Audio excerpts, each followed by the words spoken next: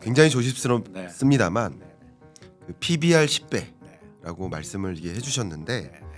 좀 설명이 필요한 네, 것 네. 같습니다. 한번 말씀 부탁드릴까요? 일부 오해 있는 거 제가 뭐 죄송하게 생각합니다. 독자 여러분 죄송합니다. 그렇지만은 제 의지는 강력하고요. 제가 누굽니까?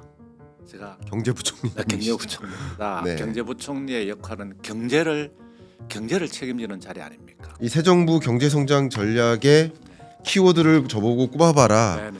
그러면 아까도 계속 말씀 나누고 있지만 잠재 성장률을 3%로 끌어올리겠다.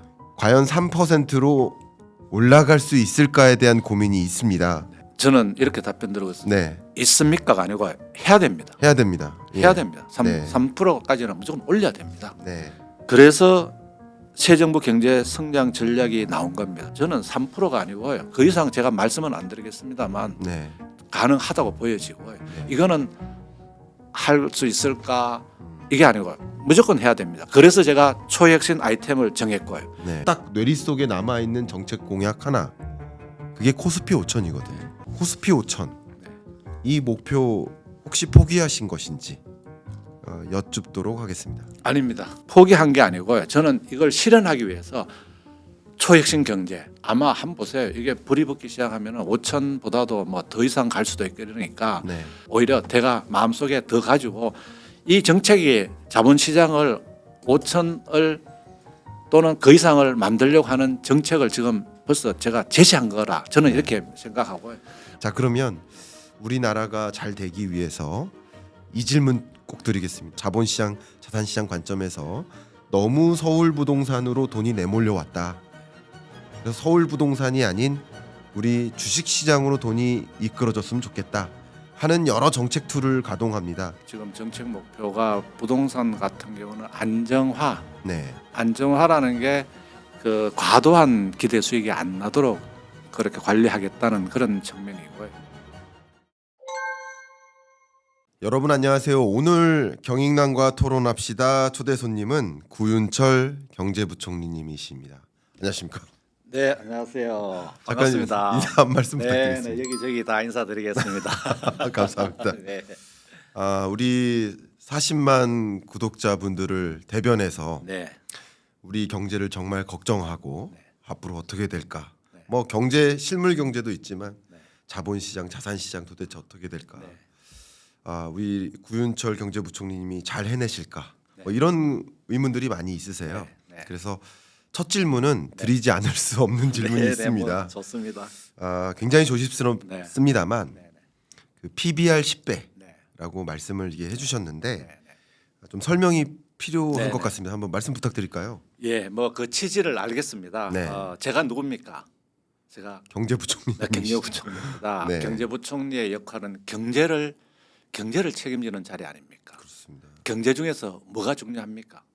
기업이 중요합니다. 기업이 살아야지만 경제가 살게 됩니다. 네. 기업은 또 뭐가 중요합니까?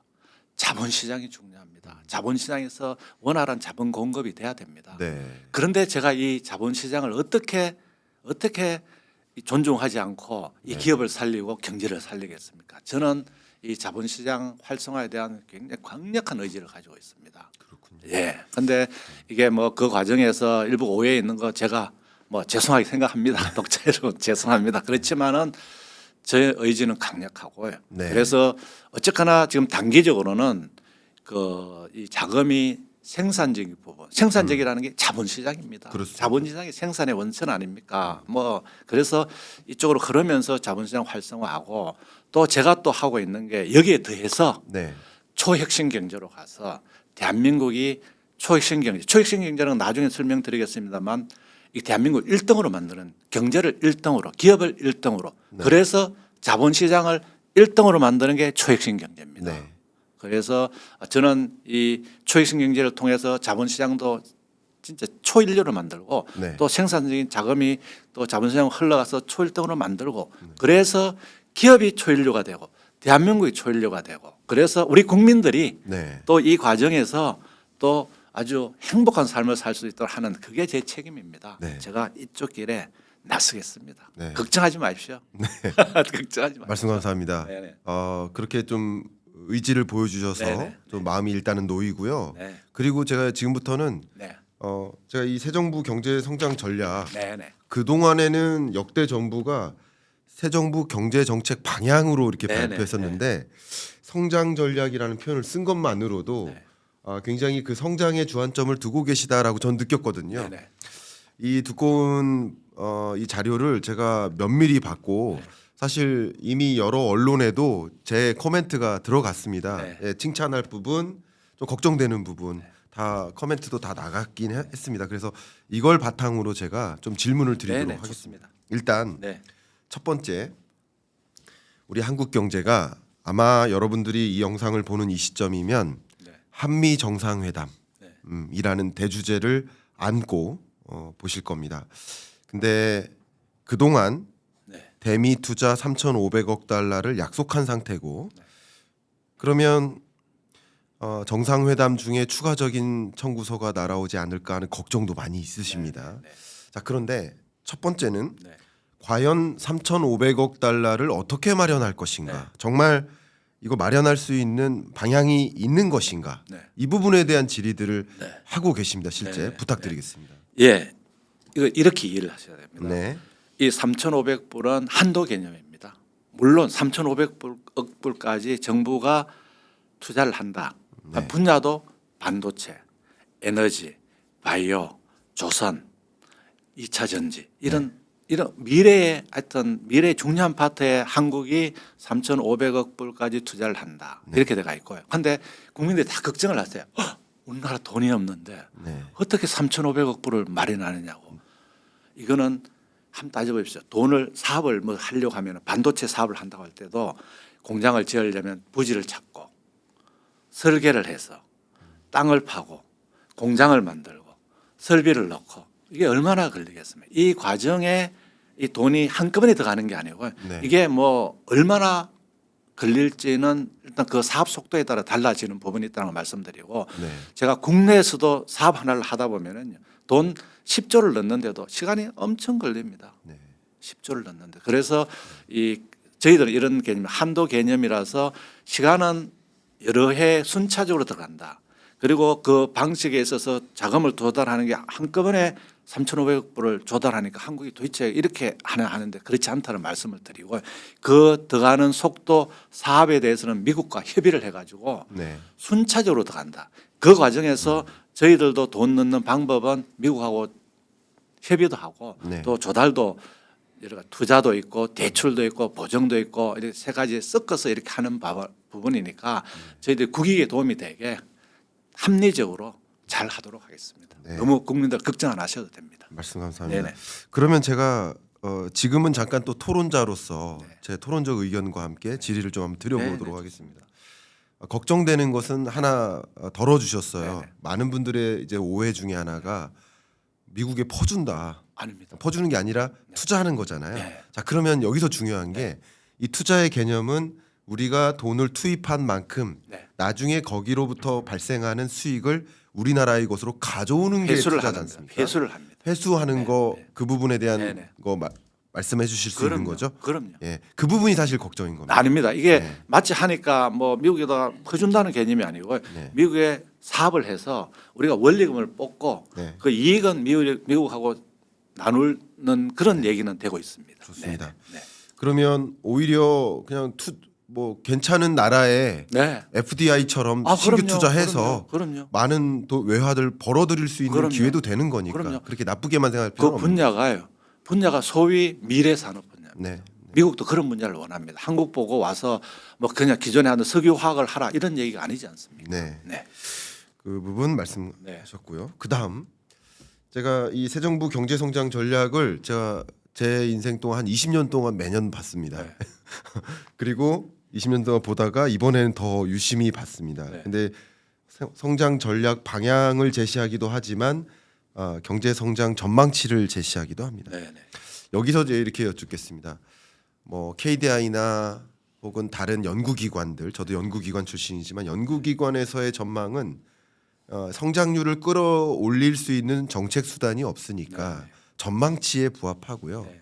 기재부나 한국은행 같은 경우는 정책 수단이 있으니까 재정 정책과 네. 통화 정책 수단이 있으니까 어쩌면 전망치이기도 하지만 네. 목표치에 해당하기도 한다. 네. 이렇게 먼저 말씀을 드려볼게요. 네, 네. 자 그러면 네.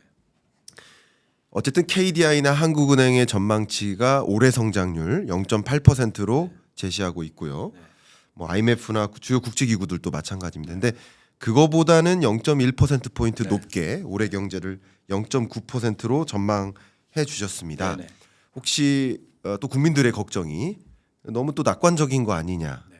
오히려 더 나쁜 상황을 가정하고 대응책을 고민해야 되는 거 아니냐 네. 하는 의견을 갖고 계신 분들도 네, 네. 계실 수 있습니다. 한번 여쭤보겠습니다. 예, 그 지금 KDI는 0.8%, 그다음에 IB들 네, 또 아까도 자본시장 말씀하신 자본시장에 계시는 분들은 1%를 얘기를 하고 있습니다. 평균적으로. 그래서 정부가 결코 이 0.9%를 한 것은 저희들이 옛날 같으면은 뭐 정책 의지해서 얼마를 더하고 또 정부가 아는 내부적인 걸로 얼마를 대는데 저희들은 그렇게 요번에 하지 않았습니다. 네, 정부가 물론 플러스 마이너스 요인이 있습니다. 지금 최근에 소비 심리가 소비자 심리 지수가 최고입니다. 네, 110이 넘어갔습니다. 그래서 이런 부분을 저희들은 플러스로 감안했고요.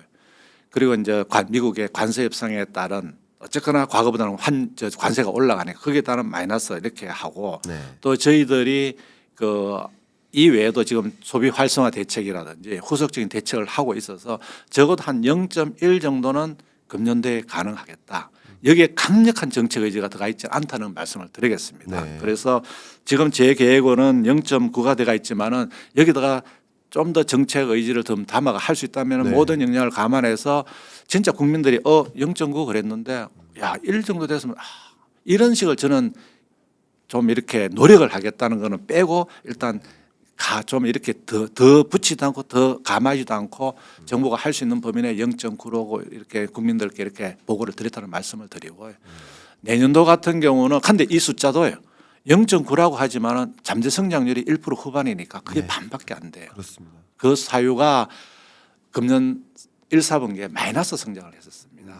여러 가지 뭐 국내 계엄 등 상황이 있다 보니까 그리고 상반기가 0.2%예요. 네, 그런데 지금 저희들이 이제 2, 4분기에 보면은 0.6까지 어쨌거나 좀 개선되는 거 보고 이래서 진짜 좀 열심히 하면은 조금 더 위로 갈 수 있겠구나 그런 의지를 또 담았다는 말씀을 드리겠습니다. 말씀 감사합니다. 네네. 제가 이 경제 성장 전략 발표되고 네. 여러 기자들로부터 질의를 받고 그 코멘트가 언론에 많이 나갔는데 그 언론 코멘트로 나간 제 의견 네. 짧은 의견 하나는 네. 올해 성장률에 너무 연연하지 않아 주셨으면 좋겠다. 연연하지 않았습니다. 예, 그러니까 올해 성장률에 연연하지 말고 네. 지금 우리 25년의 한국 경제와 네. 5년 후 2030년 경제가 달라진 모습을 제시했으면 좋겠다. 그러니까 저는 이제 경기 진작보다 네. 경제 성장 체계 고민을 더 해주셨으면 좋겠다라고 제가 코멘트를 많이 드렸거든요. 그렇습니다. 제가 혹시 그 이 부분 미리 제가 들었는 것 같습니다. 그러니까 혹시 제가 그 어떻게- 방향으로 아, 딱 그 방향입니다. 같은 방향이시고요. 예, 저도 이제 최근에 저희들이 이제 새 정부 경제 성장 전략으로 했습니다. 옛날에는 방향이었는데 네, 전략을 발표하고 난 뒤에 어떤 분들이 이래요. 왜 금년도에 왜 이 단기적으로 경기 대응하는 걸 중점을 안 두고 네, 그동안은 그렇게 했었는데 왜 그걸 안 했느냐. 그래서 저는 말씀드리고 싶은 게 지금 한국 경제가 단계적인 경기 대응은 하고 있습니다. 네. 이번에 석유화학 하지 않았습니까? 곧 네. 철강 또 합니다. 네, 그런 부분은 제가 일상적으로 저는 하겠다.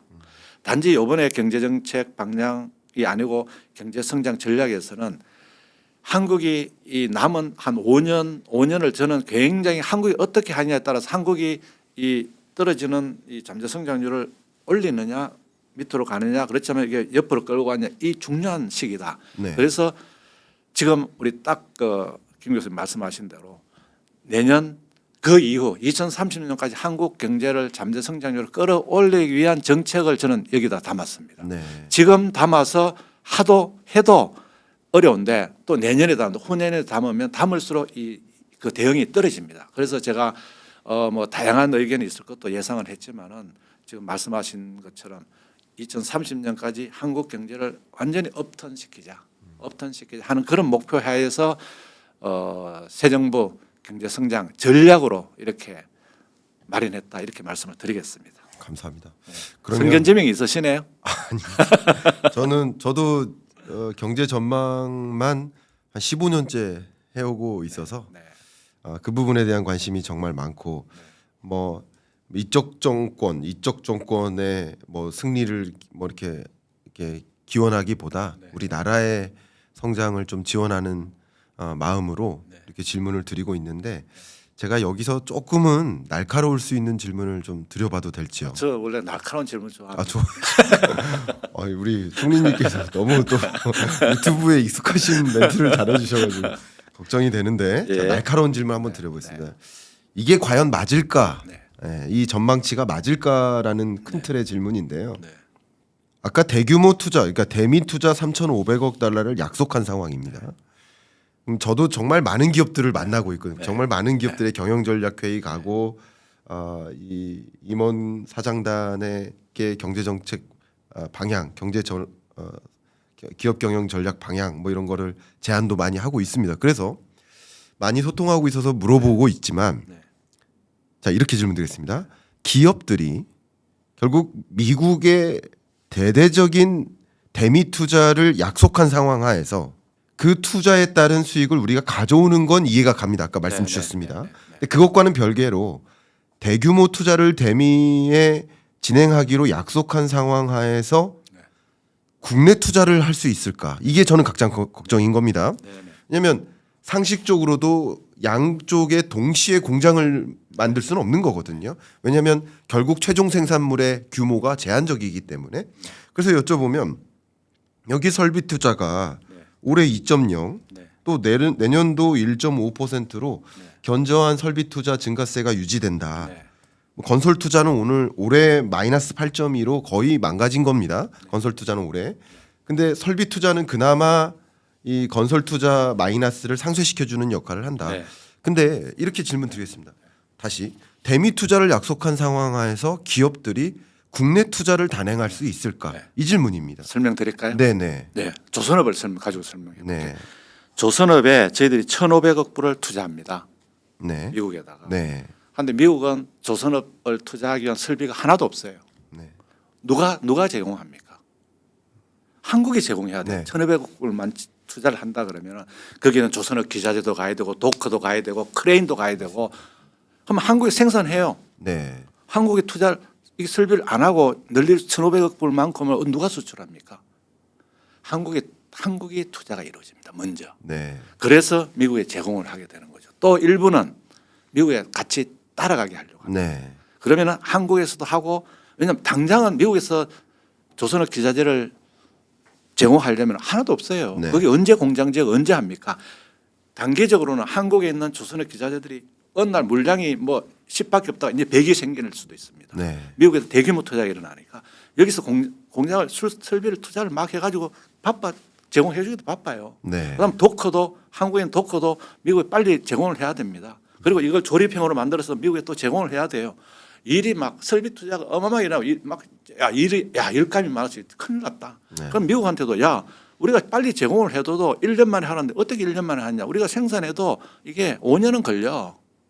우리가 5년 동안 생산해야 되는 어느 날 갑자기 막 그걸 생산한다고 왕창 늘려가 나중에 줄어들면 안 되잖아요. 우리도 가능한 범위에서 제공을 해줘야 돼요. 그렇지만은 국내 설비가 일단 먼저 늘어납니다. 네. 먼저 늘어납니다. 그리고 또 팔잖아요. 네. 그러면 1,500억 불에서 돈을 받는 거죠. 네. 대금을. 네. 또 수출이 돼요.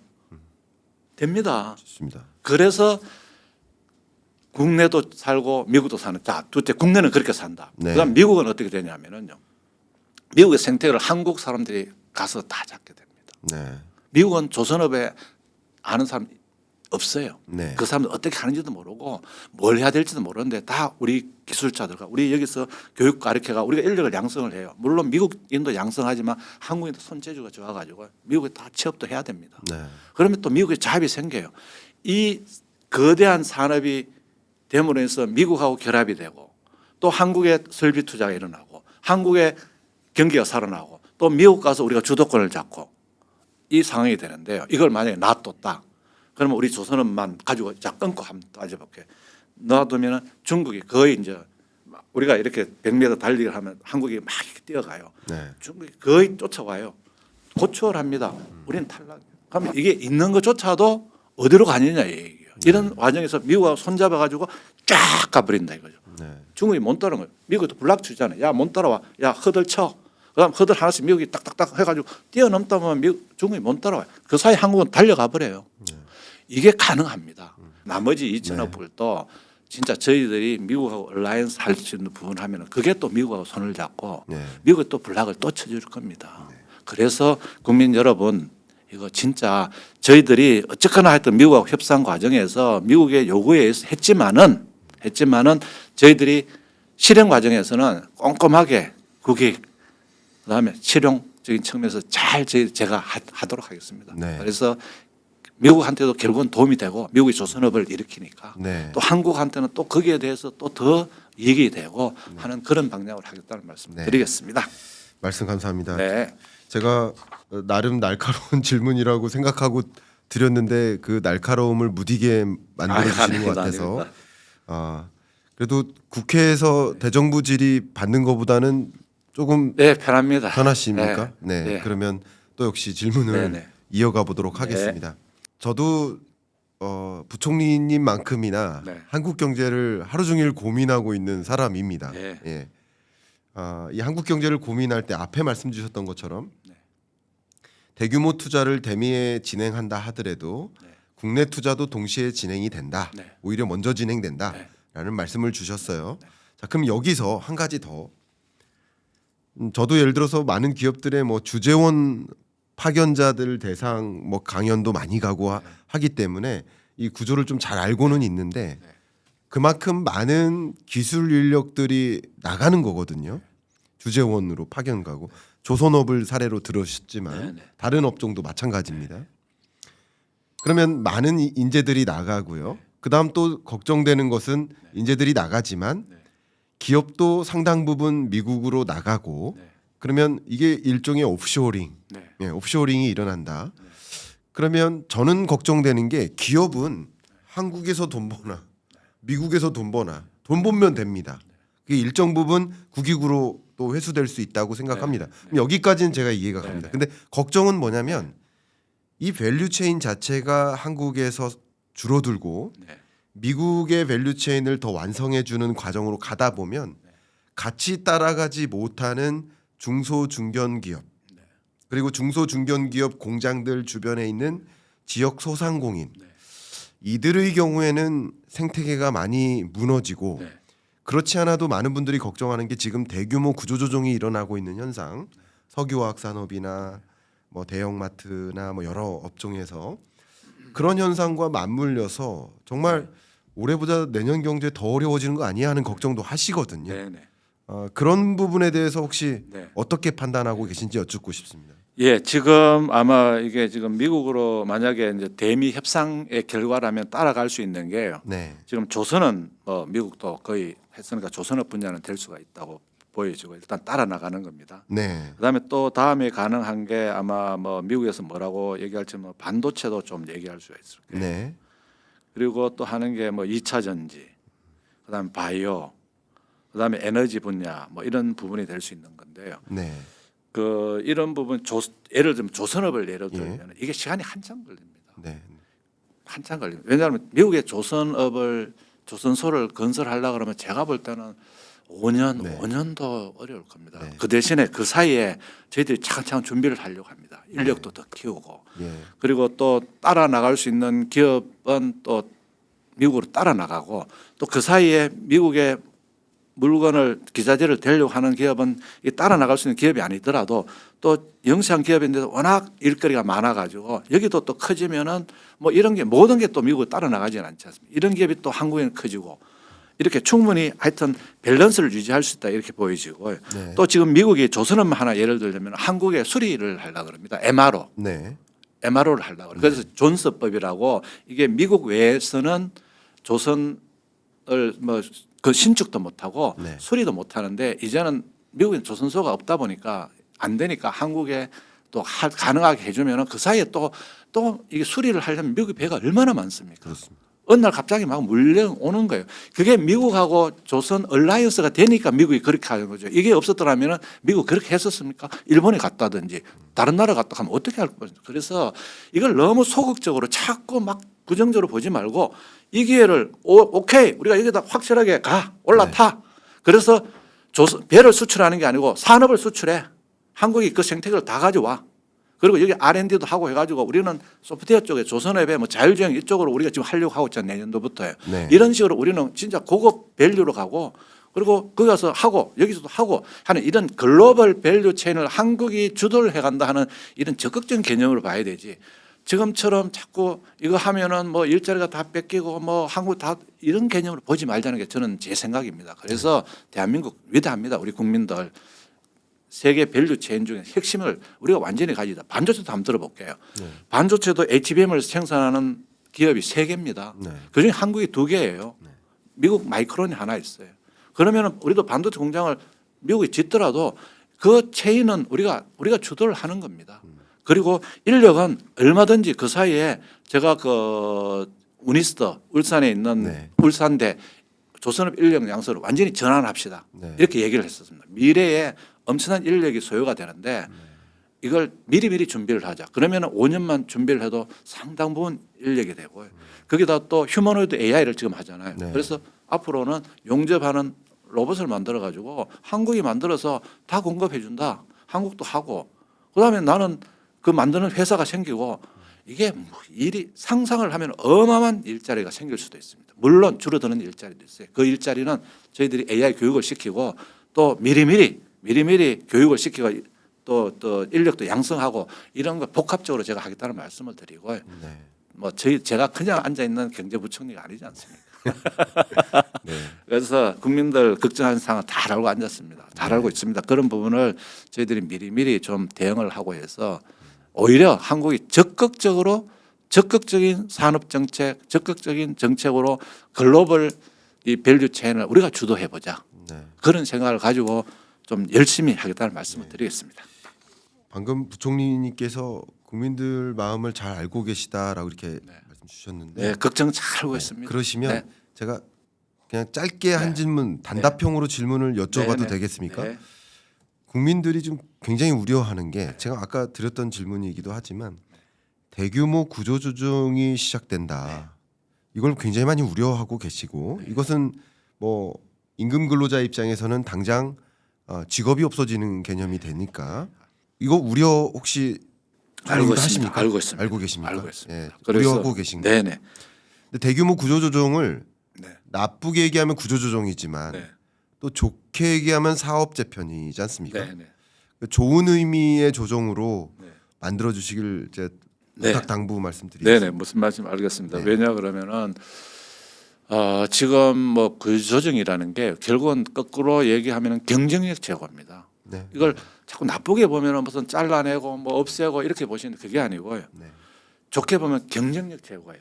그러니까 산업은 경쟁력을 제고시키고 그 과정에서 뭐 일자리를 잃는 우리 국민들 있으면은 그래서 국가가 있는 거 아닙니까? 국가 안전망 네. 안전망으로 하고 그 사이에 또 전환 직업 훈련이라든지 새로운 신산업 쪽으로 신기술 쪽으로 전환을 훈련을 시켜가지고 네. 또 이분들이 더 디스턴트한 잡을 가지도록 이렇게 재훈련하고 하는 이런 부분 그리고 단계적으로 어려운 부분에 대해서는 얼마든지 고용보험이라든지 그렇지 않으면 뭐 국민기초생활보장이라든지 저희도 요즘 계속 복지 쪽도 이렇게 투특히 보장을 하고 있고요. 네. 저희들이 잘 보고 있습니다. 네. 그래서 지금 뭐 대규모 구조조정이라고 말씀하셨는데 대규모로 날 곳은 그렇게 많지 않고요. 예. 좀 보면은 석유화 네네. 저희들이 이제 연말까지 좀 이 사업 재편을 하게 되면 거기에 따른 그 인력에 대해서는 저희들이 이제 작업 준비를 할 거고요. 네. 또 날 수 있는 부분이 뭐 철강이라든지 지금 이제 글로벌 환경에 따라서 받는 부분이니까 뭐 그런 부분도 미리미리 저희들 좀 대비를 해서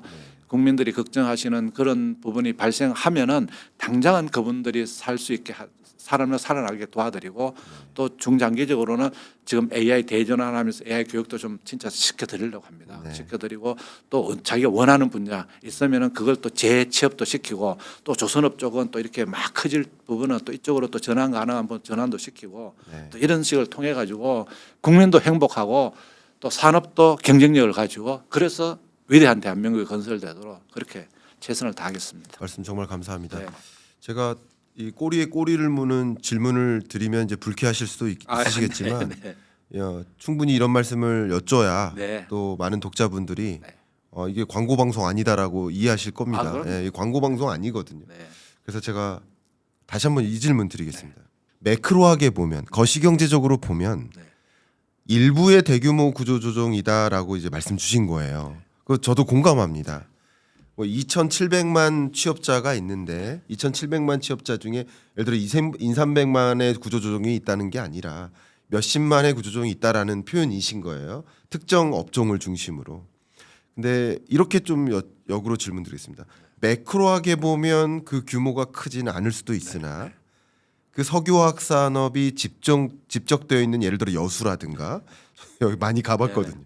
이런 지역 같은 경우 또 혹은 당면한 사람들 입장에서 당면한 사람들은 직업이 있다가 없어지는 거니까 매크로하게 보면 전체 중에 일부가 네. 상처나는 것 같지만 그렇죠. 그 사람은 이제 살다가 죽는 느낌이 네, 되는 거니까 이것은 간단한 일은 또 네, 아니고 그럼요. 또 앞에 말씀드렸던 것처럼 그 특정 산업이 집중적으로 배치되어 있는 가장 대표적으로 뭐 석유화학은 여수에 많이 있으니까 그럼 그 지역의 일대는 상권이 마치 예전에 조선업이 좀 사라지면서 거제도나 이쪽이 지역 경제가 완전히 실추됐던 것처럼 그런 일들을 사실은 우려하지 않을 수가 없거든요. 그래서 그 부분 저 한번 다시 네, 질문드리겠습니다. 그 우려를 충분히 저는 공감하고 있고요. 그래서 그런 여수라든지 여천이라든지 이런 지역은 네. 저희들은 거기는 위기 지역으로 지정을 해가지고 특별하게 정부가 지원도 해주고 특별하게 이렇게 해주려고 하고 있습니다. 네. 그렇지만은 이제 그것만 가지고는 한계가 있으니까 저희들이 신산업을 좀 이렇게 네. 지금 추진을 해서 지금 30대 뭐 과제 이렇게 하지 않았습니까? 이런 네. 게 좀 되면은 그런 지역에 또 이렇게 갖다 이렇게 새로운 산업을 부어주면은 네. 이게 또 이제 새로운 이제 경쟁력을 가지고 이제 과거처럼 어떤 이게 유지 또는 현상보다 뭐 이렇게 그런 게 아니고 확 이렇게 달라질 수 있는 측면이 있기 때문에 네. 이 지금 저희들이 그 요번에 그 AI 대전환이라든지 초혁신 경제라는 아이템 베이스 아이템이 만약에 성공한다면은 이 아이템이 그런 지역으로 또 가게 됩니다. 네. 이렇게 나눠서 해서 지역이 새로운 또 성장 동력을 붙여가지고 중장기적으로는 경쟁력을 제고하게 하고 또 단기적으로는 또 이분들이 그런 어려운 과정 속에서 충분히 생활하고 어려움이 없게 지날 수 있게 뭐 위기관리 지역 지정 또 정부가 할 수 있는 또 재정 지원, 금융 지원, 세제 지원 이런 걸 통해서 어려움을 이렇게 벗어나실 수 있게 하고 뭐 또 직업 전환 또 훈련 이런 것까지 병행해서 네. 총체적으로 하여튼 대응책을 마련하겠다는 말씀을 드리겠습니다. 감사합니다. 네. 제가 지금부터 한 짧게라도 잠깐 토론자로서 또 당부 말씀 다시 한번 좀 드려보면 저도 이제 여러 지역의 이제 기업인들을 만나 보면 특히 이제 동남권에는 자동차 부품업이 많이 있습니다. 그럼 이제 예를 들어서 조찬 상공회의소 조찬 뭐 세미나가 있다 그러면 한 80%가 자동차 부품업 대표님들이세요. 근데 지금 우리나라가 자동차 산업의 벌크가 커진다 줄어든다가 중요한 게 아니라 기존의 화석연료 기반의 자동차에서 전기차로의 전환이 일게 됨에 따라 화석연료 기반 자동차의 부품이 한 2만 가지, 그 전기차에 들어가는 부품이 대략 한 16,000, 17,000가지, 그냥 산술적으로도 3,000개 이상의 부품이 사라짐을 의미하죠. 그런데 이런 과정에서 이 부품업들이 벌크도 줄어들지만 사업 재편에 대응을 못하다 보니까 그냥 아예 그냥 희망이 없는 그런 업종으로 가고 있습니다. 그래서 제가 드리고 싶은 당부 말씀은 구조조정이 아니라 사업 재편을 이루어 주십사 부탁드리겠습니다. 구조조정이 아니라 사업 재편에 성공할 수 있도록 그런 의지를 좀 네. 다시 한번 부탁을 예, 좀 올리도록 맞습니다. 하겠습니다. 맞습니다. 총리님. 그래서 이런 부분입니다. 네, 지금 이제 자동차 부품을 만들던 회사가 자동차에 특화된 부품만을 이제 만들다 보니까 자동차 산업이 아마 그 전기차로 간다든지 하면은 그 화석 연료로 운영되던 부품이 이렇게 되는 부분에 대해서는 지금 예를 들어서 저희도 이제 휴머노이드 AI 로봇을 만들려고 이제 금년 하반기부터 단을 만들어서 내년부터 이제 본격적으로 이제 네. 모든 기업을 모아서 정부가 돈도 넣고 해서 막 갈 거예요. 이렇게 되면은 이런 로봇 부품을 만들어서 전환도 가능할 수 있다 저는 보여지고 예. 그게 하나 저는 충분히 가능하다고 보여요. 그다음에 또 조선업 쪽이 만약에 지금 이제 미국이 조선업이라는 게 1번입니다. 그러다면 이쪽에 막 조선업 기자재가 막 생겨나면은 여기도 조금 전환해서 사업 재편 말씀하시니까 네. 그래서 자동차 부품을 만들다가 조선업 쪽으로 부품을 만들고 이런 식 사업 재편도 가능하리라고 보여지고요. 어쨌거나 하여튼 그런데 필요한 부분에 뭐 좀 지원이 필요하다면 정부가 적극적으로 지원해서 네. 그쪽은 당장 이렇게 사업 재편 잘해 놓으면은 이 수익이 수출이 생길 수가 있기 때문에 네. 얼마든지 뭐 정부가 지원해줘도 뭐 전혀 뭐 문제가 있을 수가 없습니다. 그런 다양한 신산업이 발생나는데 또 이게 사업 재편 가능하면은 네. 시장이 오히려 훨씬 늘어날 수가 있거든요. 네, 훨씬 늘어날 수가 있습니다. 그런 쪽에 이 방안은 없는지 이런 것도 찾아보고 해서 네.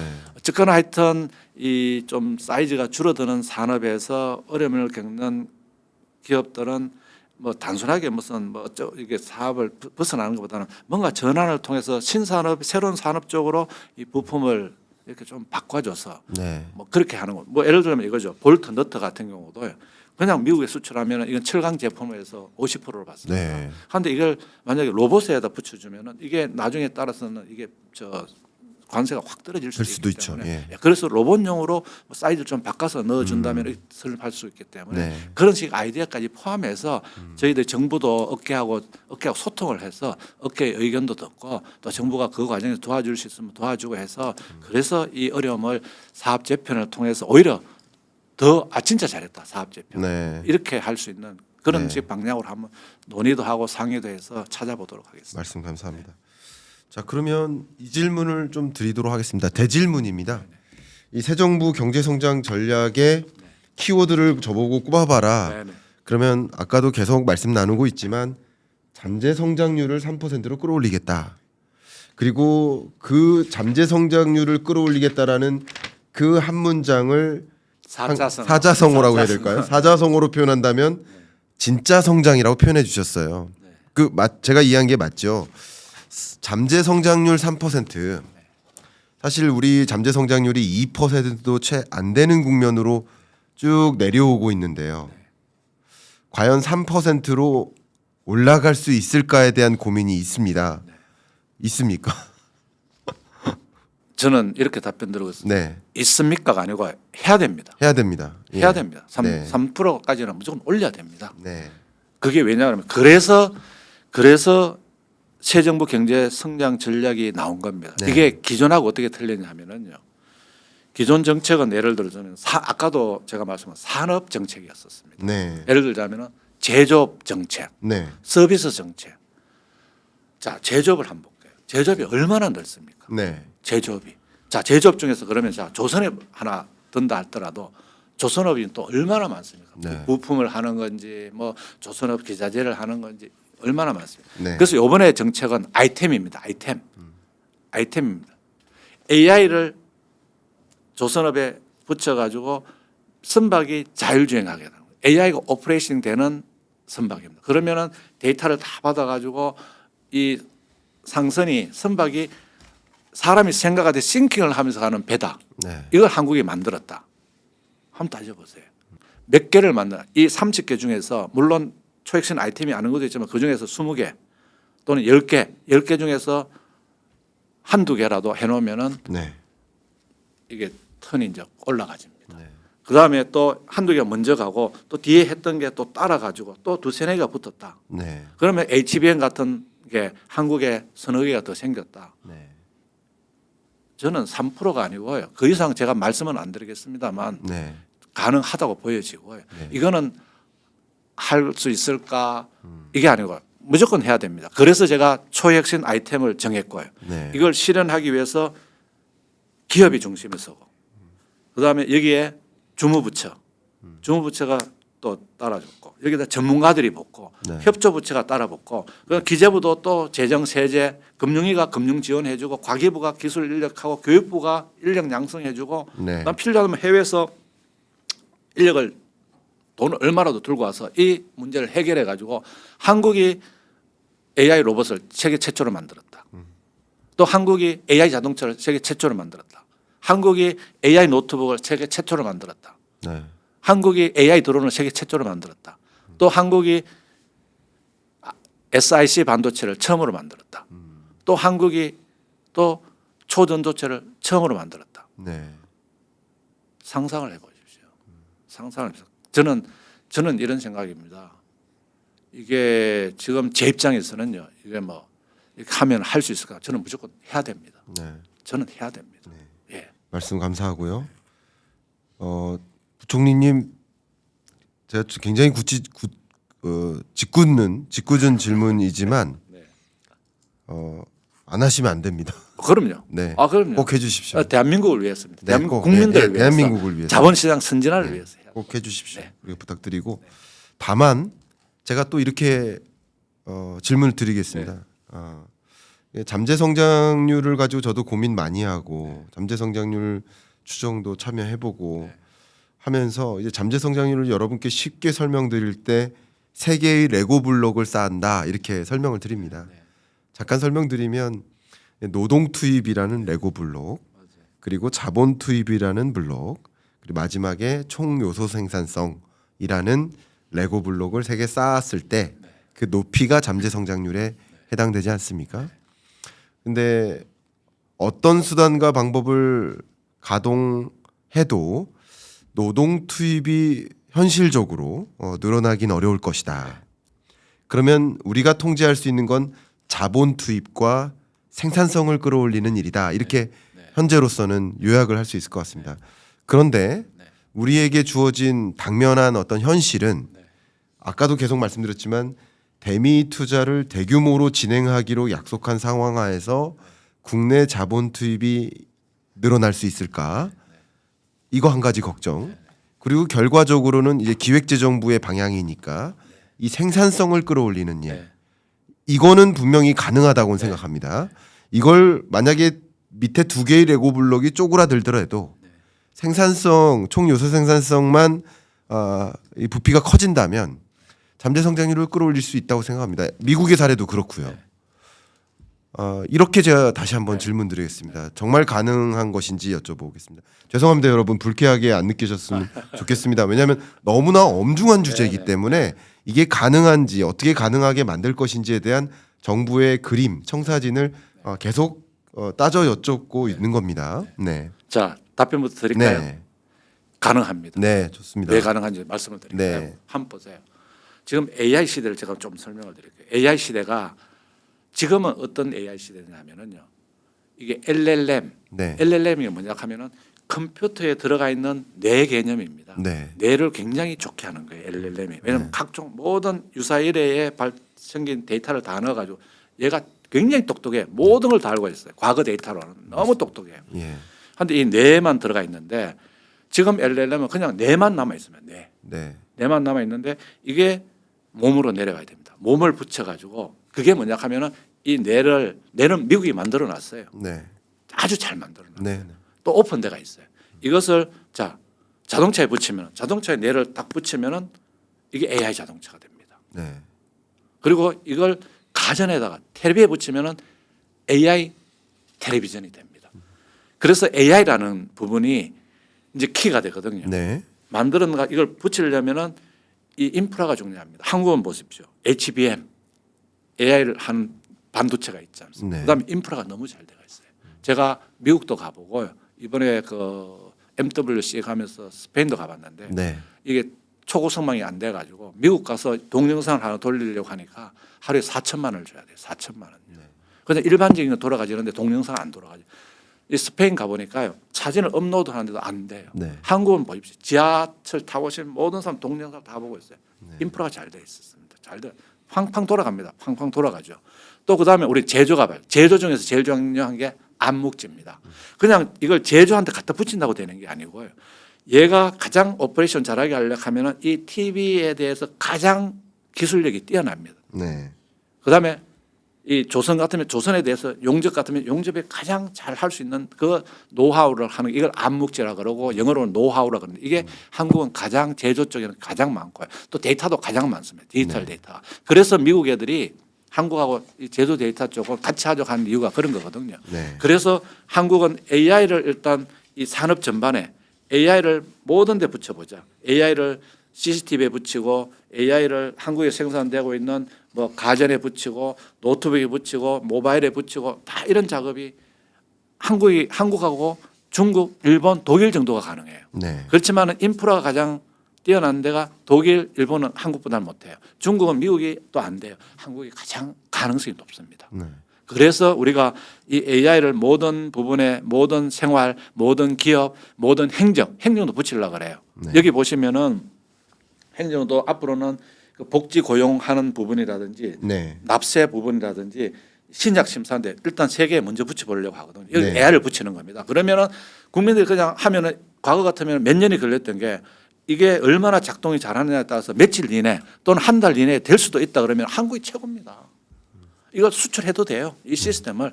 그래서 생산성을 높이는 게 AI를 붙이는 쪽에 저희들이 딱 잡고요. 그다음에 이 또 어마어마한 SiC 반도체 하나만 설명해 볼게요. 네. SiC 반도체를 한국이 만든다. 지금 뭐 하고 있는 기업들이 많더라고요. 이걸 만들게 되면 이게 어디 쓰이냐 하면은 열을 줄이는 데는 다 들어갑니다. 예를 들자면 로봇에도 앞으로 이게 기계가 구동되면 열이 납니다. 여기다 붙이면 열을 발열을 줄여줍니다. 전기 사용량을 줄여줍니다. 네. 또 어디다 가면 우주선 발사할 때 열이 무지하게 납니다. 여기도 들어갑니다. 자동차도 저기 전기 자동차 같은 게 발열이 나서 그렇죠. 여기도 줄일 수 있습니다. 네. 모든 데다 열이 나는 모든 장비에는 다 들어갈 수가 있거든요. 네. 이걸 하나 했다. 그래서 제가 AI를 기반으로 하는 산업을 붙이는 거 하나. 네. 그다음에 초 아이템을 초도 갈 수 있는 이런 걸 해놓으면 이게 요소 생산성이 어마어마하게 되고 네. 이렇게 되면 자본 투자가 따라갑니다. 네. 우리가 안 하면 미국에서 야 우리 돈 들고 올 테니까 좀 투자해 달라. 한국만 했지 않느냐. 공장을 부산에 만든다. 또 광주에 만든다. 대전에 만든다 했을 때 여기다 투자할 때 한국이 야 우리 돈 필요 없어. 그래도 개발해 달라 그러고 자본 투자가 왜 안 늘어납니까? 한국 투자가 아니라도 해외에서도 만들어 놓으면은 야 우리 좀 투자해 달라 늘어나죠. 그다음에 여기다 하려면 우리가 그 사이에 모든 국민을 AI 교육을 시키려고 합니다. 전 국민 AI 교육을 시키는 거. 네. AI 교육을 해가지고 우리 국민은 다 준비가 되어 있으면 여기다 우리 국민 투입합니다. 네. 노동 생산성 올라갑니다. 그래서 이런 문제를 현상을 두고 우리가 아무도 정부가 안 했을 때 지금 현재 그냥 정부가 그래 힘에 빠져 아유 그래 뭐 우리 뭐 할 게 있냐 할 것도 없고 푹 쳐져 있으면은 말이 맞는데 네. 정부가 이걸 발표하면서 이제 추가적으로 저희들이 세부적으로 할 건데 진짜 이게 촘촘하게 또 이게 계획이 다 마련돼가 있습니다. 그런 계획을 이렇게 실행을 할 겁니다. 한번 보세요. 네. 그런 게 실행이 되면은 요소 생산성, 그다음 기술 되죠. 투자가 늘어나죠. 노동 생산성 높아지죠. 세 개가 다 높아지면은 뭐 3층을 쌓는데 이게 뭐 펑펑펑 올라가죠. 네. 예. 3%로 네. 주기를 바라고 네. 여러분들께 이게 새 정부 경제성장 전략인데요. 이 4페이지에 있는 결국 어떤 식으로 30대 선도 프로젝트를 이용해서 어떻게 3% 성장세로 만들 것인가에 대한 아젠다를 제시했는데 이걸 제가 CG로 이렇게 올려드리겠습니다. 아마 네. 보시길 바라겠고요. 네. 자 이렇게 AI를 통해서 우리 한국 경제를 이제 2%도 안 되는 저성장 국가를 이제 3% 성장하는 국가로 만들어 보겠다라는 큰 틀에서의 계획이라고 생각이 되고요. 지금 말씀 주셨던 부분에 대해서 제가 한번 코멘트를 드리면 마침 21일부터 23일 동안 잭슨홀 미팅에서 지금 대주제가 노동시장이거든요. 노동시장의 대전환인데 그 노동시장의 대전환이 일어나는 몇 가지 배경 중에 하나가 바로 AI입니다. 여러분께 이해를 도와드리는 거예요. 왜냐하면 너도 나도 AI를 활용하면 여러분의 한 단위 노동력의 생산성이 늘어나는 거죠. 그러니까 노동 인구는 줄어들지라도 생산 연령 인구가 줄어들지라도 한 명 한 명의 생산성이 올라간다면 결과적으로 노동 투입과 생산성이 올라가는 개념이 됩니다. 그러니까 결국 어떤 나라에서 먼저 혹은 어떤 산업 영역에서 AI를 적극적으로 도입하느냐 이게 생산 연령 인구 감소에도 불구하고 이 잠재 성장률을 끌어올릴 수 있는 방향성이 된다. 그러니까 미국에서 지금 논의되고 있는 잭슨홀 미팅에서의 그 대주제도 바로 이에 부합하니까 그 부분 저도 토론자로서 좀 코멘트를 드리겠습니다. 여러분들이 가장 관심 있어 하실 만한 대주제죠. 자본시장, 자산시장으로 좀 들어가 보도록 하겠습니다. 물론 앞에 1, 2편을 안 보시고 본편부터 보시는 분께는 PBR에 관한 질의는 1편에서 이미 드렸다라는 것을 다시 한번 강조하고요. 네. 이제 조금 더 단도직입적인 질문 한번 드리겠습니다. 네. 많은 국민들은 뭐 이재명 신정부가 제안했던 정책 공약들을 다 기억 못합니다. 네. 근데 딱 뇌리 속에 남아 있는 정책 공약 하나, 그게 코스피 5천이거든요. 네. 그러면 제가 조금 냉철하게 이 질문 올리겠습니다. 네. 불편하지 않게 좀 들어주시길 네네. 부탁드리고, 코스피 5천 네. 이 목표 혹시 포기하신 것인지 여쭙도록 하겠습니다. 아닙니다. 아니시죠? 아닙니다. 예, 제가 그 코스피 5천 아까 그 1편에서 제가 말씀드렸지 않습니까? 네. 이 결코 그 저는 경제를 책임지는 그 장관으로서 이 대한민국 경제를 부강하게 해야 되고 그래서 그 중심에 제가 항상 기업이 있다고 말씀을 드렸습니다. 네. 계속 기업이 있다. 그래서 주식회사 대한민국을 제가 처음에 주창을 한 사람 아닙니까? 네. 그래서 그 기업이 잘 되려면 자본시장이 활성화돼야 됩니다. 자본시장에서 충분히 또 이렇게 자금이 이렇게 와야지만 기업이 투자를 하고 그래서 또 돈을 벌고 또 자본시장에 배당도 하고 이런 시스템으로 가기 때문에 네, 자본시장 5천 그러면은 또 뭐 코스닥도 뭐 얼마 뭐 이렇게 돼야 되는데 포기한 게 아니고요. 저는 이걸 실현하기 위해서 초혁신 경제 이게 지금 여기 30대 제가 하는 게 이게 몇 개라도 되면은 아마 한번 보세요. 이게 불이 붙기 시작하면은 5천보다도 뭐 더 이상 갈 수도 있고 이러니까 네, 오늘 저 시청하시는 그 독자 여러분들은 뭐 여기 없으면은 포기되고 이런 건 아니지 않습니까? 네, 오히려 제가 마음속에 더 가지고 이 정책이 자본시장을 5천을 또는 그 이상을 만들려고 하는 정책을 지금 벌써 제가 제시한 거라 저는 이렇게 생각하고요. 자산시장뿐만이 아니고 우리 제조시장 또 뭐 모든 또 국민들 좋은 일자리 만들고 그래서 또 그게 국민들한테 소득으로 선순환이 되고 한국이 가장 효율적이고 모든 나라들이 한국을 부러워하고 야 한국이 또 저렇게 또 정신 차려가지고 완전히 또 달라지는구나 이런 모습을 보여줘서 네. 대한민국이 가장 저는 사실 우려하는 게 이제 중국이 쫓아오는 건데요. 중국은 어마어마합니다. 어마어마하게 쫓아오고 있기 때문에 그걸 추격할 수 있는 게 중국인데 그것도 미국하고 얼라이언스를 통해서 중국의 이 추격을 따돌리고 그러면서 한국이 또 전략적으로 미국하고 얼라이언스 쪽에서 또 우리가 또 우리 나름대로 우위를 점하고 네. 그래서 대한민국도 국민들이 또 행복하고 그래서 위대한 대한민국을 또 건설해서 진짜 AI 시대는 열심히 하기에 따라서는 피지컬 AI만 잘하면은 한국이 1등도 갈 수 있다 저는 생각합니다. 네. 피지컬 AI에 있어서는. 말씀 감사합니다. 네.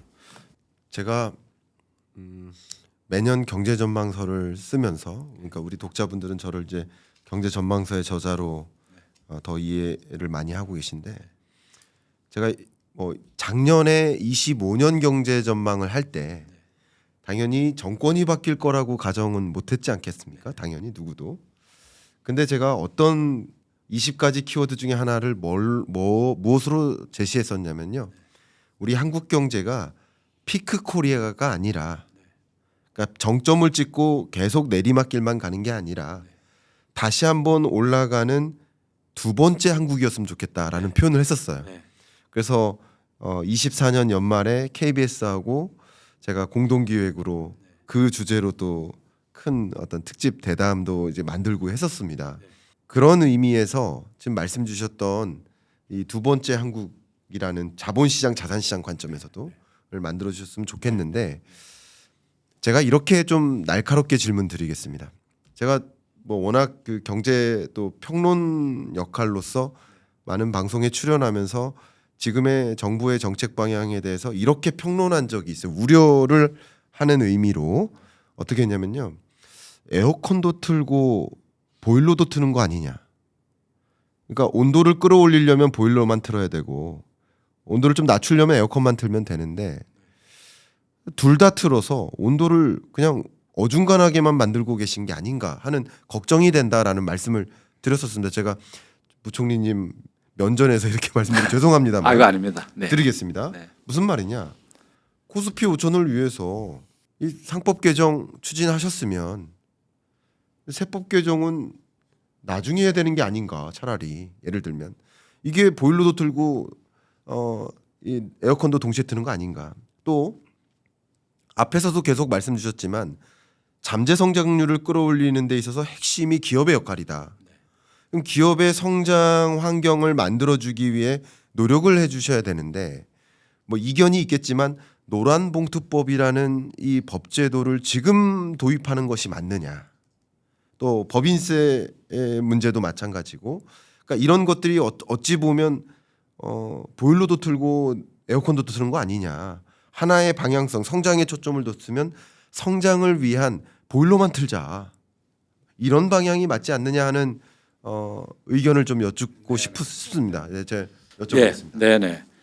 그 뭐 무슨 말 취지를 충분히 알겠는데요. 네. 지금 한국 경제는 이 우리가 기업이 정상적으로 성장을 하려면은 이 경영자들 그다음에 거기서 일하는 근로자들이 이렇게 손에 손 잡고 같이 나가야 됩니다. 네. 그런 의미에서 노사관계 정상화라든지 또 경영 또 구조 뭐 투명성이라든지 또 이런 부분이 같이 나가는 방향은 저는 이제 같이 가야 된다 이렇게 생각을 하고 그래야지만 진정한 의미에서 이게 기업이 나갈 수 있다고 보여지고 네. 다만 이제 그 과정에서 뭐 기업의 우려라든지 이런 부분은 제가 잘 알고 있습니다. 그런 부분에 대해서는 지금 뭐 노란봉투법이 이제 시행되는 과정에서 이걸 좀 더 이제 고용부하고 해서 좀 더 그 업계 의견도 듣고 그다음에 또 그동안에 뭐 노동위원회라든지 이제 판례로 형성된 부분이 있더라고요. 그런 부분도 또 잘 이렇게 해서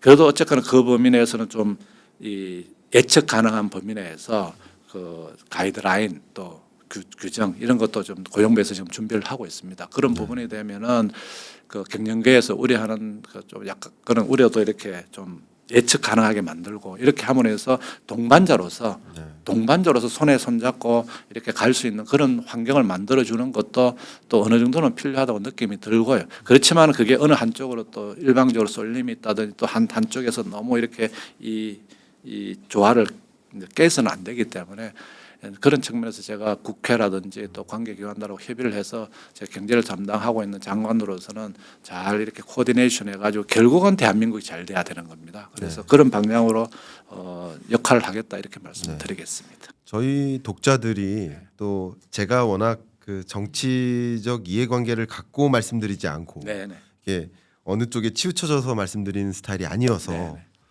근데 정부 부처 자문위원 활동도 뭐 15년 동안 있었어요. 이렇게 해온다는 것은 정치적인 그게 그렇죠. 없다는 또 반증인데 그래서 또 우리 독자분들도 정치적으로 치우쳐져서 이 문제를 해석하지는 않으세요. 그래서 제가 다시 한번 이 질문을 드리겠습니다. 무슨 말씀이냐? 네. 좋은 정책도 아무리 좋은 정책도 좋지 않은 정책이 될 수 있다. 네. 예를 들면 너무나 제가 좋아하는 과일이 수박인데 네. 정말 얼어 죽겠고 추운 1, 2월 달에 갑자기 수박을 누가 보내주면 네. 그 수박이 맛있겠느냐라는 질문. 제가 뭐 아무리 좋은 정책 공약이라도 유연하게 그 시점이라든가 상황을 봐가면서 해야 되지 않나라는 생각인데 그러니까 우리나라 많은 기업들이 대미 미국의 자국우선주의에 대응하기 위해서 정말 이 소용돌이가 일고 있는 이 시점에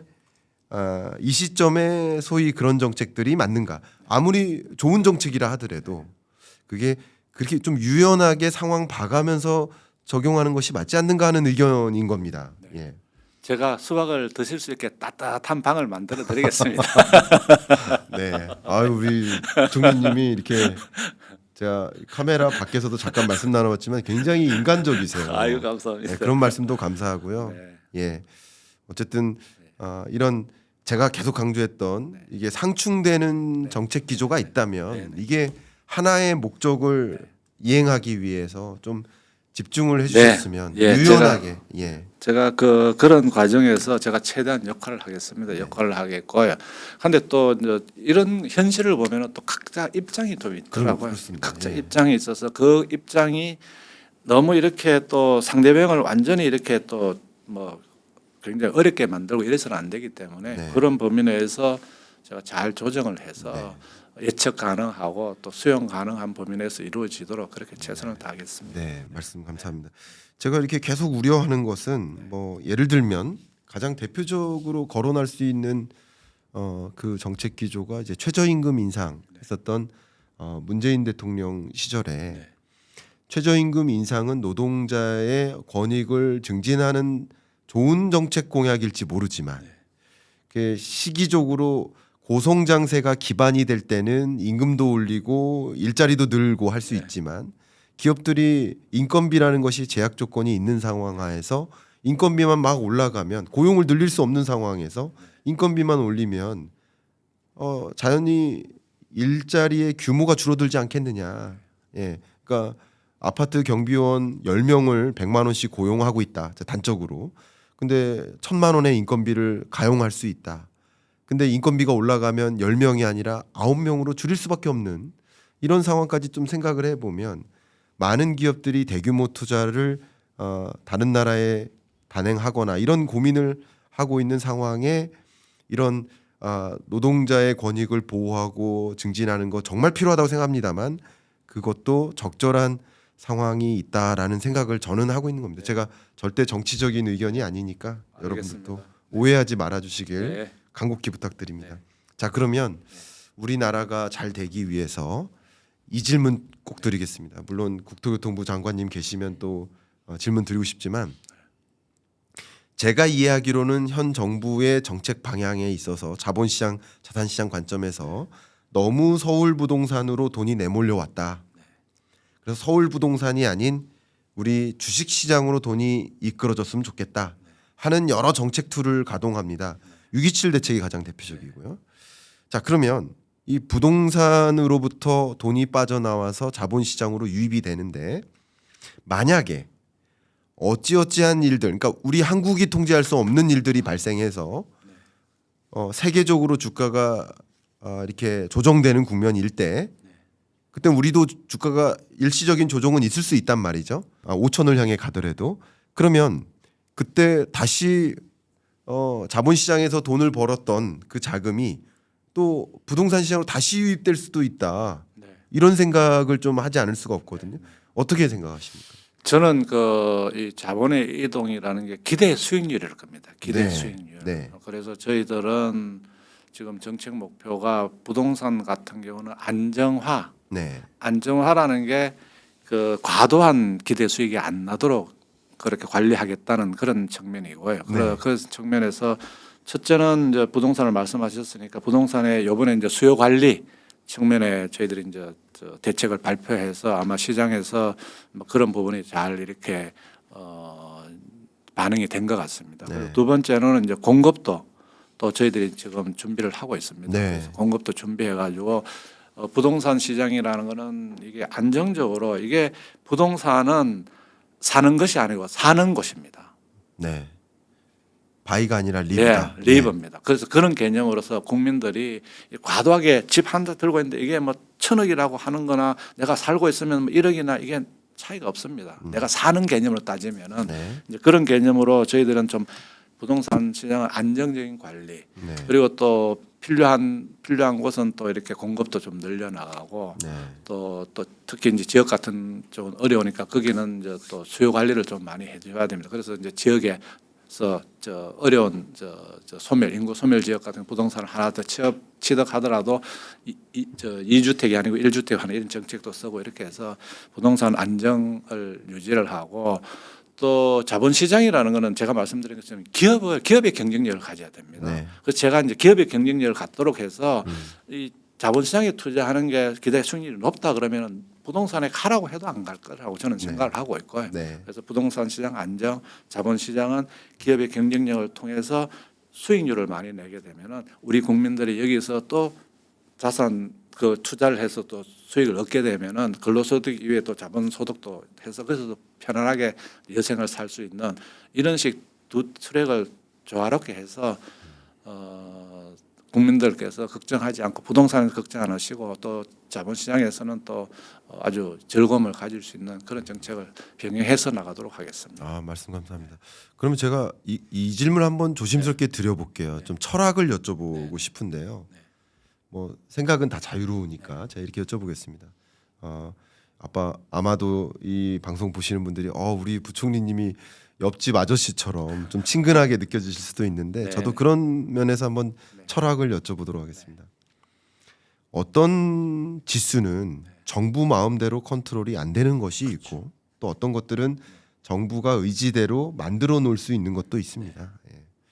근데 그 무엇보다도 자본 시장의 흐름이나 자산 시장의 흐름은 의도대로 안 될 수가 있습니다. 우리는 그걸 여러 번 경험했고요. 그럼 제가 이 철학적인 질문을 드릴게요. 자본 시장을 예를 들어 5,000P로 만든다, 혹은 부동산 시장을 안정적으로 관리한다라는 하나의 큰 방향성이 있단 말이에요.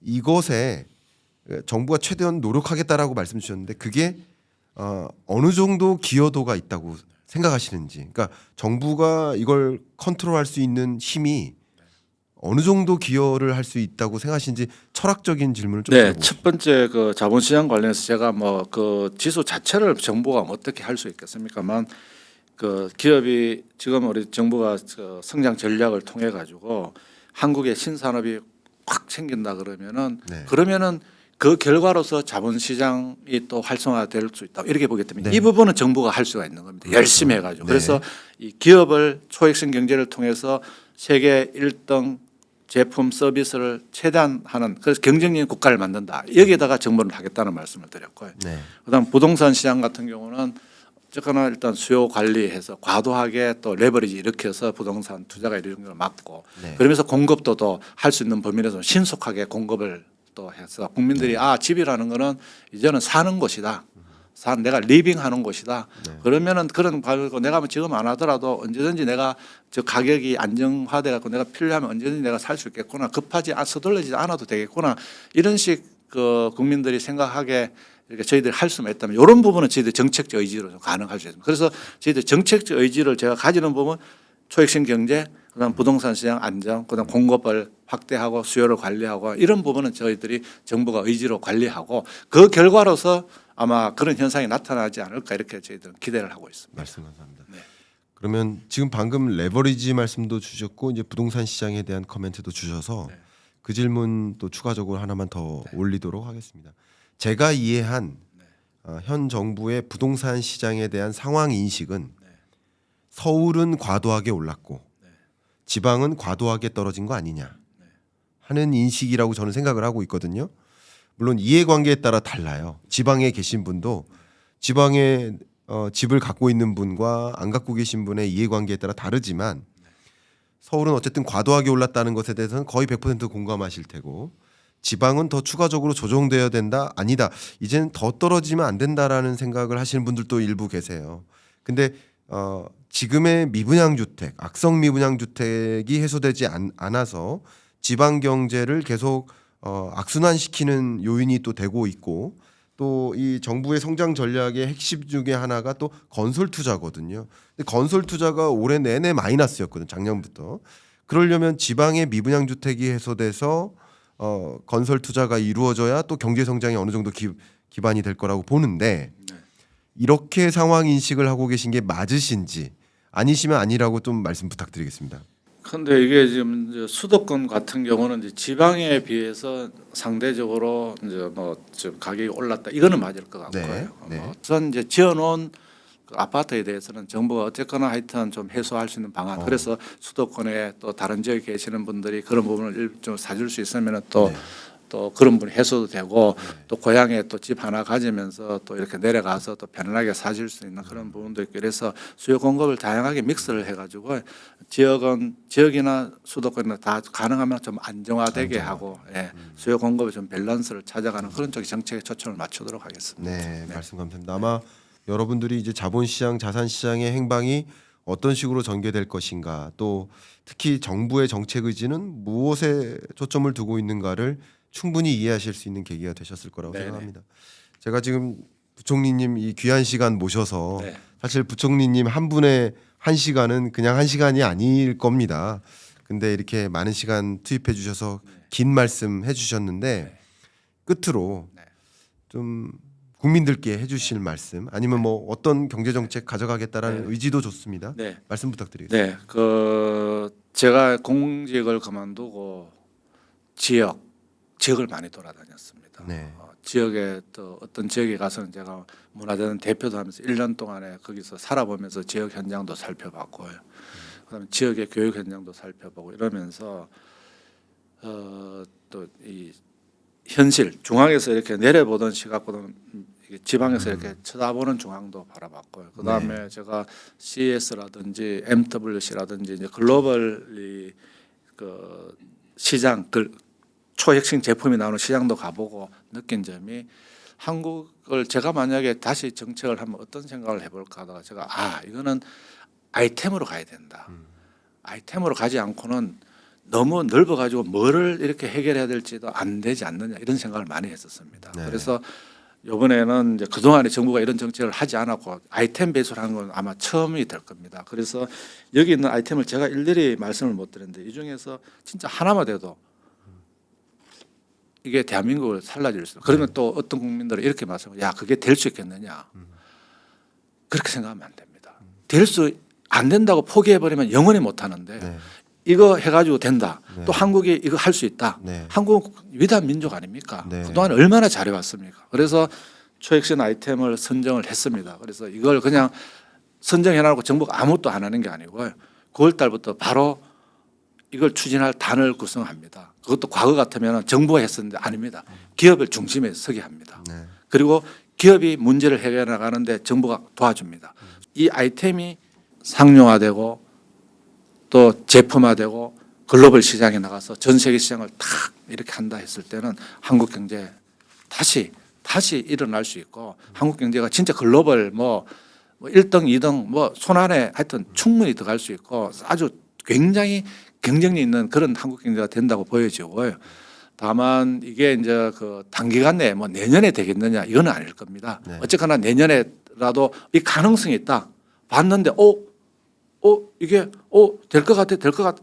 이러면 이제 분위기가 확 그렇죠. 살아나면서 한국 경제가 야 그러면 우리도 다시 옛날 겁먹이보다는 더 할 수 있다. 해보자 하는 이런 의도를 나오고 또 두 번째가 또 살아나고 이것도 또 되네. 근데 그게 여기 초혁신 아이템이 되게 많습니다. 쉽게는 여기 태양광 유리도 있습니다. 태양광 유리. 네. 태양광 발전을 할 때 제 고민은 이거였습니다. 왜 태양광 발전하는 거 산비탈 깎아서 하고 네. 건물 벽에서 지붕에 세워서 하는 이게 한계가 있습니다. 네. 그래서 모든 유리를 태양광 패널을 한번 보자. 그러면은 건물 자체가 태양광 발전이 되고 밑에 ESS 하나 갖다 놓으면은 네. 이런 시스템. 이거 만약에 한국이 세계 1등으로 만든다. 전 세계 이 태양광 유리 다 팔면은 이 대한민국 얼마나 많은 공장을 지어야 되고 얼마나 전 세계에 얼마나 많은 이 태양광 패널 만드는 공장을 지어야 되겠습니까? 초전도체도 마찬가지고 여기 SiC 반도체도 마찬가지고 뭐 그래핀도 마찬가지고 또 AI 노트북, 뭐 AI TV, AI 냉장고 가능합니다. 우리가 열심히 한다면 지금 기업들도 내부적으로 많이 하고 있더라고요. 그렇지만은 기업이 단독으로 하는 것보다는 정부가 뭉쳐서 했을 때는 빨리 되고 빨리 시장에 갑니다. 빨리 돈을 벌 수 있습니다. 그런 생각을 가지고 제가 그 대한민국 초혁신 경제 그래서 과거에 추격 경제 남이 만들어 놓은 거 모방해서 따라가다 보니까 이제는 한국이 그걸 넘어섰습니다. 이제 세상에 없는 제품이나 서비스를 만들어서 대한민국이 치고 나가요. 다른 나라가 따라오게 해야 됩니다. 그래서 그런 각오를 가지고 제가 기재부 장관 하는 동안에 이걸 하는데 제가 거의 올린 정도를 할 그런 마음의 각오를 가지고 있습니다. 그래서 지금 그 추진단을 만들기 위해서 이제 9월부터는 관계부터 장관님들, 기업들하고 다 회의도 하고 또 전문가들 뭐 카이스트 뭐 이런 또 대학들 다 끼고 그다음에 정부 필요하면 국책기관도 다 넣을 겁니다. 그래서 이 문제를 해결하는데 대한민국 온통 여기다 매달려서 해결해 보자. 한데 그러면 저는 할 수 있다고 봅니다. 얼마나 대한민국 위대합니까? 유대인보다 사실은 더 위대하다고 또 어떤 나라에서 평가를 하지 않습니까? 네. 그래서 할 수 있습니다. 저는 해야 됩니다. 반드시 해야 된다고 생각하고 그런 각오로 제가 할 수 있는 범위 내에서 열심히 할 테니까요. 우리 국민 여러분들께서는 좀 제가 잘 할 수 있게 야 그래 네 힘들지만 열심히 해라. 그러면 제가 밤잠 안 자고 죽으라고 할 수 있게 한번 해보겠습니다. 네. 많은 격려와 또 그 과정에서 돈 아이디어 있으시면은 언제든지 저한테 주시면은 제가 그 아이디어를 받아서 다시 리바이즈하고 그래서 하여튼 어쨌거나 실은 성과를 낼 수 있도록 그렇게 한번 해보겠습니다. 말씀 네. 감사합니다. 제가 이제 1시간 넘게 총리님하고 이제 대화 나누면서 느꼈던 저의 소감 말씀드리고 또 이 토론 방송 출연하신 소감 말씀 또 여쭙고 네네. 그렇게 마무리할까 합니다. 제가 부총리님 멀리서 이제 배워오면서 특히 국회의원들 앞에 섰을 때 뭐 대정부 질의 받고 할 때 이렇게 하실 말씀 많으신데 짧게 답변 드리느라고 얼마나 힘드셨을까 하는 소감 말씀 한 가지 드리고 싶고요. 생각했던 것보다 훨씬 더 친근하고 정말 옆집 아저씨처럼 삼촌처럼 다가가 주시고 또 한국 경제에 대해서 정말 진심이구나 하는 생각을 좀 개인적으로 했고요. 저는 나름 날카로운 질문을 드려서 조금 초조하게 만들어 드려야지 생각도 했는데 전혀 그런 거 없이 또 역시 전문가답게 답변을 해주시는 모습에 또 인상적이었습니다. 그래서 저희 채널에 출연해 주셔서 정말 감사하고 저도 MWC나 CES 꼭 가서 확인하고 있는데 또 그 현장에서도 또 이렇게 인터뷰하고 하면 좋겠다는 생각까지 했습니다. 제 소감 말씀이고요. 오늘 출연하신 소감 말씀 여쭙고 마무리해요. 저는 사실은 뭐 국회 답변이나 이런 쪽에서 아무래도 절차적으로 해야 되니까 이런 걸 다 하지 않았는데 얘기 나오면 속이 후련합니다. 후련하고요. 네. 그래서 뭐 제가 자주 나온다는 건 거짓말이고 좀 이따금씩이라도 나와서 네. 제가 좀 국민 여러분께 진짜 소상히 좀 설명을 드리겠습니다. 앞으로도 제가 이제 추진하는 이런 어떤 초혁신 경제 진행 사항도 좀 보고를 드리고요. 네네. 또 이렇게 TV 나와봐 제가 어제 KBS 나갔는데 뭐 7분인데 질문이 8개예요. 그래서 30초마다 얘기하려는 게 할 얘기를 다 못 합니다. 뭐 좀 하다 보면은 그냥 또 다음 질문을 가서 했는데 오늘 좀 가슴이 뻥 뚫리는 것 같습니다. 아주 시원하게 뭐 제가 또 하는 말 중에서 또 제가 생각하는 거하고 다르게 또 잘못된 전달된 부분이 있다면 오해하지 마시고 그런 부분 또 저한테 그거 무슨 의미냐 내가 생각했을 때 좀 틀린데 그게 진정이냐 하면 또 제가 다시 나올게 와서 제가 다시 소송하게 또 설명을 드리다 보면은 또 국민 여러분들께서 더 잘 이해가 되실 수 있고 또 제가 또 표현을 또 잘못해서 하는 부분도 있을 거예요. 말은 전 취지는 이렇게 얘기했는데 또 말이 전달이 잘못될 수 있는 그런 부분에 대해서는 너무 오해하지 말아 주시고요. 그래서 야 이거 궁금하다 다시 한번 네 그게 무슨 말이냐 얘기해봐. 이러면 제가 다시 나와서 좀 설명을 드리고 오늘 나와 보니까 이게 좀 자주 나와야 되겠네 생각을 가집니다. 또 우리 또 진행하시는 또 김 교수님께서 너무 또 날카로운 질문을 또 해주시고 그렇지만 그게 또 제가 답 얘기를 하고 싶었던 부분이었습니다. 그래서 오늘 너무나 좋았습니다. 하여튼 오늘 이 방송을 시청하시는 또 이 우리 김 교수님을 사랑하시는 구독자 여러분들 하여튼 더 많이 해주시고요. 저도 김 교수님 나오라고 하면 또 이따금씩 나와서 또 더 자세하게 정부 정책이라든지 또 궁금해하시는 사항에 대해서는 시간을 좀 더 두고 이렇게 설명을 드리도록 하겠습니다. 오늘 하여튼 이렇게 처음 뵈서 되게 감사하고요. 자주 뵙겠습니다. 네, 감사합니다. 말씀 정말 감사합니다. 네, 인사드리겠습니다. 감사합니다. 네.